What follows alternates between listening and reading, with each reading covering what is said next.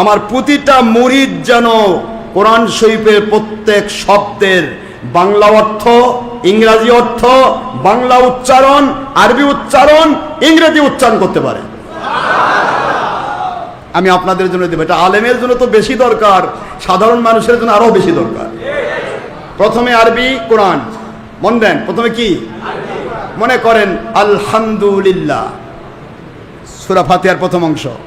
এই আলহামদুলিল্লাহ শব্দটা ইংলিশে আবার আলহামদুলিল্লাহ। যারা আরবি পারে না, খালি ইংরাজি পারে, ও যেন ইংরেজিই কোরআন পড়তে পারে।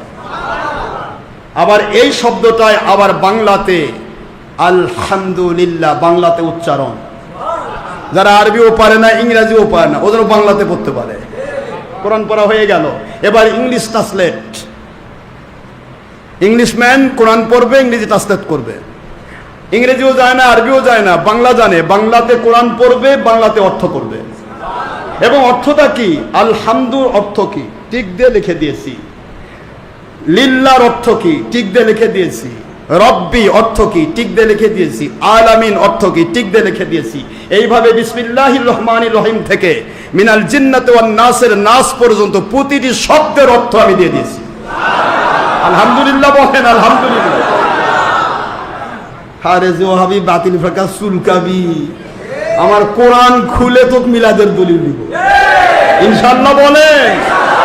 কোরআন খুলে নূরের দলিল দেব, কোরআন খুলে নবী গায়েবের খবর জ্ঞানীওয়ালা দলিল দেব, কোরআন খুলে আমার নবী সারা জগৎ দেখেন দলিল দেব, কোরআন খুলে আমার নবী হায়াতুন নবী দলিল দেব, কোরআন খুলে ওলিয়া উলিয়া মরেন না দলিল দেব ইনশাআল্লাহ বলেন।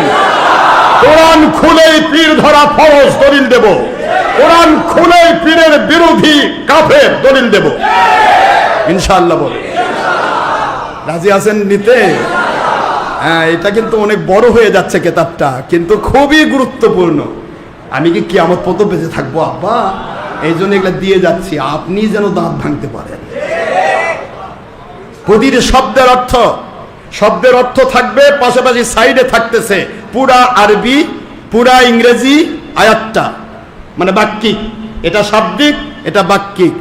পুরা বাক্য আরবিতে আয়াত, পুরা ইংরেজিতে, পুরা ইংরেজি ট্রান্সলেট, পুরা ইংরেজি বাংলা উচ্চারণ, পুরা বাংলা অর্থ এক সাইডে থাকতেছে। আর এটার সাথে এটা আসতেছে অনুবাদ, বাংলা অনুবাদ এই কিতাব কোরআন শরীফ।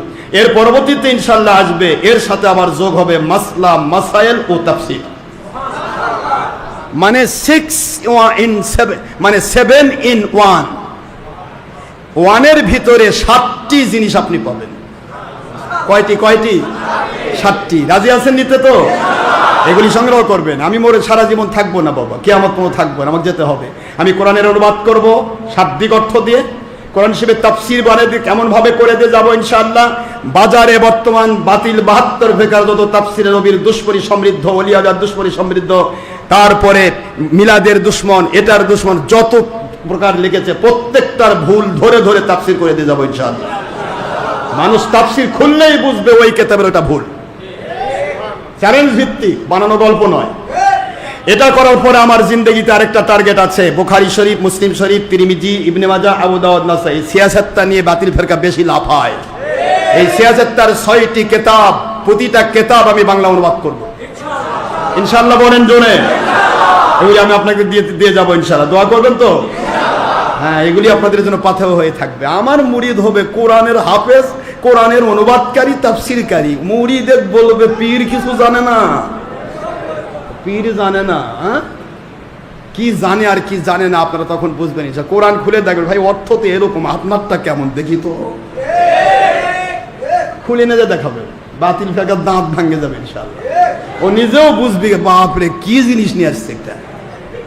দেখেন না আপনারা, হাতি কে তৈরি করছে? এই হাতি কে বানাইছে? হাতি হেঁটে যাচ্ছে, কুকুর খেলে ঘেউ ঘেউ। এটা দৃশ্য দেখছেন আপনারা? কুকুরের কাম কি জানেন? কুকুরের দুটা জিনিস আছে, ওই কাউকে বড় হতেও দিবে না, কাউকে আগে যেতে দিবে না। এটা হলো কুকুরের খাসলত। কুকুরের খাসলত কি বলেন তো? কাউকে বড় হতে দিবে না। মানে হাতি এত বড় হলো কেন? আমি কেন ছোট হলাম? এই জন্য ঘেউ ঘেউ।